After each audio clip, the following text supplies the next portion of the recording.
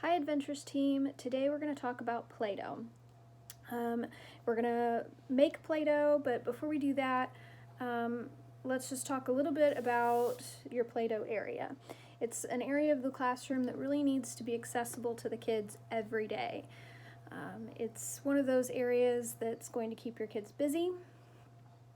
Generally, most children in the classroom are pretty excited to go to that area. And the skills that they work on in that area are really, really important to kids' ability later on down the road to be able to pick up a pencil and write when they go to school. It works a lot on fine motor skills. So in the Play-Doh area, there is certainly nothing wrong with having commercial-based Play-Doh. This one happens to be Play-Doh brand. There's nothing wrong with having that in the area, and certainly if you want to go to the store and buy it, that's great. But we all know, and we've all experienced before, where we've gone to get the Play-Doh area out and the lids didn't make it on tight enough onto the containers and your Play-Doh's dried out. So then you have no Play-Doh left for the kids to play with. That's happens pretty often, and it's not because there's anything wrong with this. That will happen with homemade Play-Doh as well. If you don't remember to put it back in the container, it will dry out eventually. But knowing how to make a simple homemade Play-Doh can really save you in times when that happens and you don't have the commercial-based Play-Doh.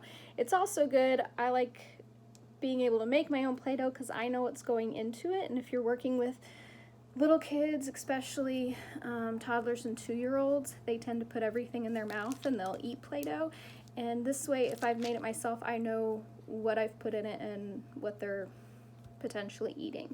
So that's just kind of the benefit of doing that. So if you look up Play-Doh recipes online, you can find tons and tons of recipes. Most of them will use salt and oil, flour, water, are pretty basic, but the one we're making today is super simple.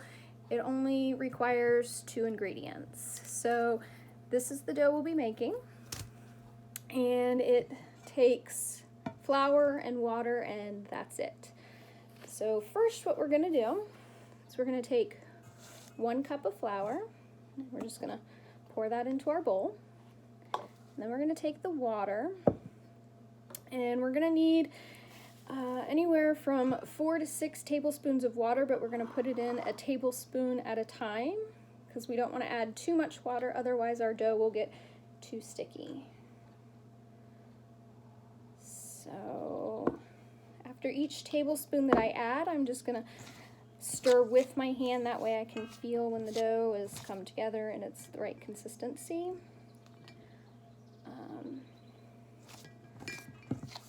And I don't end up putting too much water in there and getting it too sticky.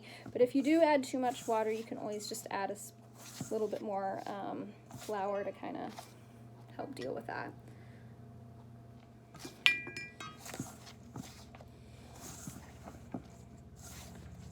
And if you've got older kids, they can certainly, well, younger kids too, could certainly help you mix this up.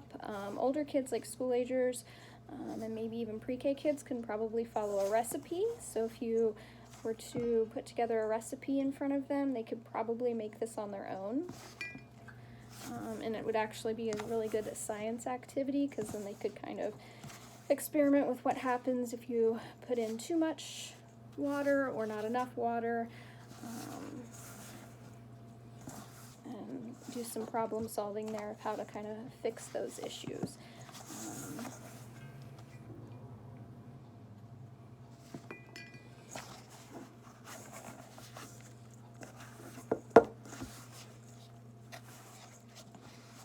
Just keep squishing and mixing here.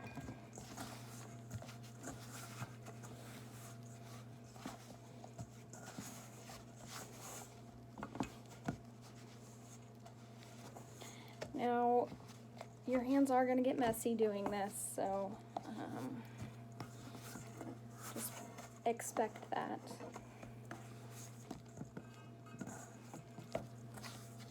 basically, so when you get it all mixed up, it's going to look something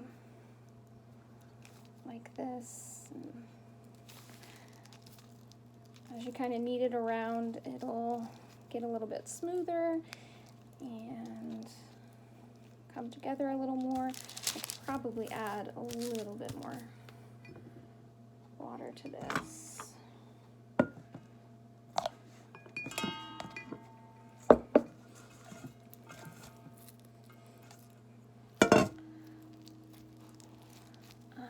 But you mix this up and you just give it to the kids and let them play.